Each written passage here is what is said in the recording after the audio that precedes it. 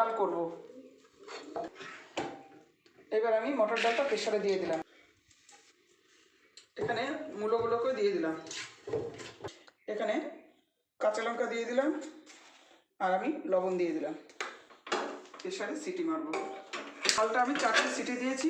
কড়াইটা গরম হয়ে গেছে, এখানে নিয়ে কড়াইটা গরম হয়ে গেছে, তেল দিয়ে দিলাম, কাঁচা লঙ্কা দিয়ে দিলাম, করে রেখেছিলাম দিয়ে দিলাম, আদা জিরা বাটা দিয়ে দিলাম, গন্ধরাজ লেবু পাতা কষানো হয়ে গেছে, ঢেলে দিলাম। ডালটা হয়ে গেছে, এবার একটু চিনি দিয়ে দিলাম, ডালের মধ্যে একটু ধনে পাতা দিয়ে দিলাম। ডালটাকে যেভাবে করেছি আপনারা সেভাবে করবেন। ফাটা ফাটা মটরের ডাল মূলো দিয়ে। ভালো লাগলে লাইক কমেন্ট শেয়ার করেন, পাশে থেকে বেল আইকনটি ক্লিক করবেন এবং সকলেই আমাকে সাবস্ক্রাইব করবেন এবং ফেসবুকটা ফলো করবেন।